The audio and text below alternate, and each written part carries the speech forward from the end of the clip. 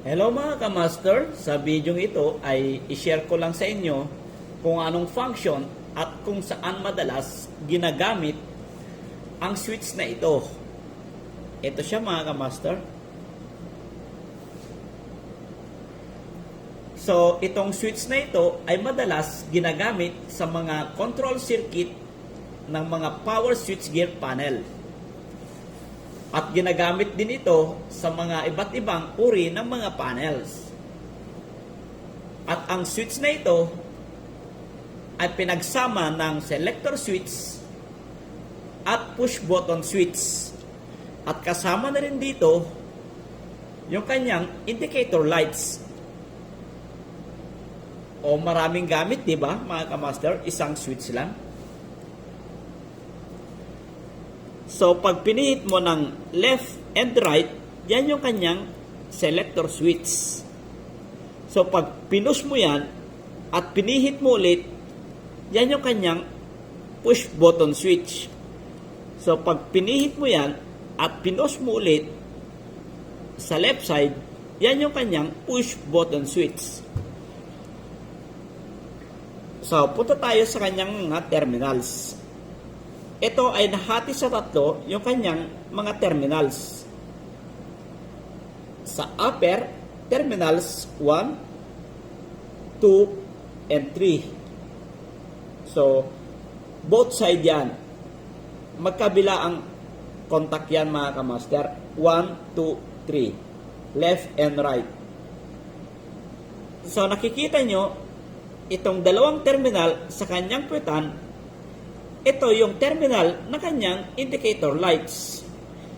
Ito ay 24 to 110 volts DC. At meron din siyang extra terminal. Ito ay ginagamit kung kinakailangan ang terminal na ito. So, punta tayo dito sa kanyang function. So, pag pinihit mo sa right side, ito yung kanyang contact sa upper, sa number 1, sa pinakataas na contact. At pag pinihit mo naman sa bandang kaliwa, dito naman sa left side na contact, sa bandang itaas. So, pag pinush mo yan at pinihit mo sa left side,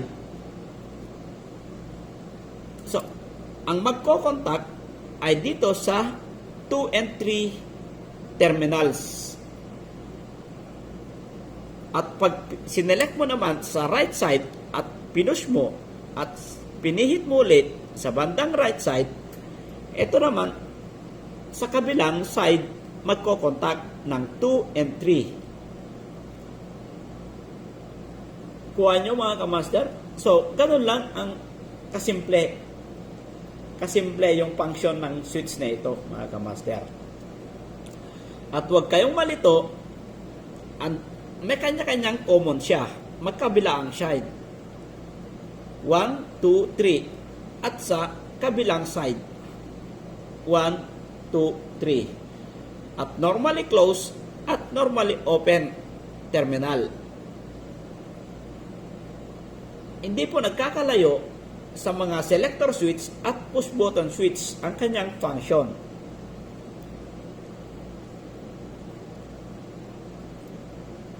So, yun lang mga kamaster. Kung bago ka pa lang sa aking channel, huwag kalimutang mag-subscribe at hit the bell button para ma-update ka sa aking mga susunod pang mga video.